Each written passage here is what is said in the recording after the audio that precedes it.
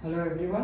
आज हमारे साथ डॉक्टर हेरोकर जी हैं जो हमें मेडिकल इक्विपमेंट के बारे में जानकारी देंगे। Yes doctor. हेलो एवरीवन, आज हम लोग ब्लड प्रेशर कैसे चेक करना है और ब्लड प्रेशर का मशीन कैसे इस्तेमाल करना है इसके बारे में जानकारी लेते हैं। इसमें सबसे इम्पोर्टेंट है ब्लड प्रेशर मशीन के टाइप्स। दो टाइप के मशीन्स आप कंसिडर कर सकते हो, जहाँ पे डिजिटल मशीन्स होते हैं जो ऑटोमेटिक वाले हैं, और ये मशीन जो है वो मैनुअल मशीन है, जिसमें आप देख सकते हो यहाँ पे एक प्रेशर गेज होता है, या तो इसको आप बोलते हो मैनोमीटर गेज, जहाँ पे हमको रीडिंग्स पता चलती है बीपी की। ये होता है बल्ब, जहाँ से हम लोग एयर प्रेशर को इंक्रीज करके कफ को इन्फ्लेट करते हैं, जिसमें हम लोग यहाँ पे देखेंगे तो एयर प्रेशर को कंट्रोल करने के लिए रिलीज वाल्व है।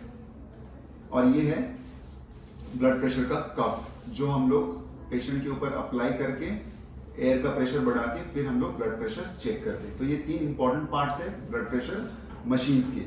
और उसके साथ साथ हम लोग को ब्लड प्रेशर चेक करने के लिए स्टेथोस्कोप की भी जरूरत पड़ती है।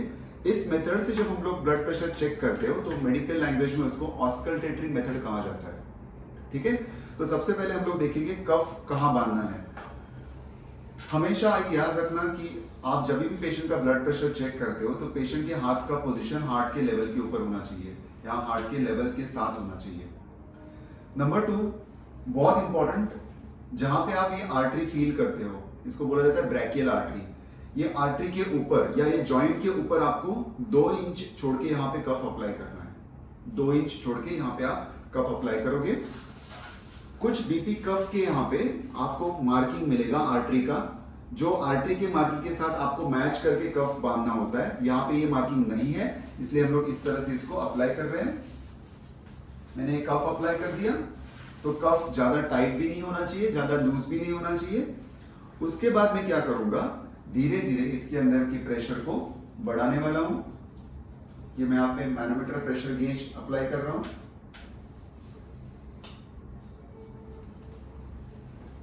और इसके बाद भी ये एयर रिलीज वॉल्व को लॉक करके धीरे धीरे प्रेशर बढ़ा रहा हूं। प्रेशर बढ़ाने के टाइम पे मैं आर्टरी को फील कर रहा हूं। जहां पे मुझे आर्टरी का फील होना बंद हो जाता है, उसके और ऊपर मैं क्या करूंगा, थोड़ा सा प्रेशर इंक्रीज करूंगा। तो ये मेरा पॉइंट मुझे याद रहेगा कि मैंने कहा था कि आर्टरी मुझे फील हो रहा था, उसके ऊपर मुझे थोड़ा प्रेशर बढ़ाना है। तो जहां पे आर्टरी का फील होना बंद हुआ था वो मेरा सिस्टोलिक मार्किंग हो सकता है। अब मैं क्या करूंगा, स्टेथोस्कोप लगा रहा हूं, और जहां पे मुझे आर्टरी फील हो रही थी उसके ऊपर रख रहा हूं, और उसके बाद में धीरे धीरे क्या कर रहा हूं, प्रेशर को स्लोली रिलीज कर रहा हूं। और मैं प्रेशर गेज में जो है या मैनोमीटर गेज में देख रहा हूं, जहां पे मुझे ये आर्टरी फील होने लगती है, सुनाई देने लगती है,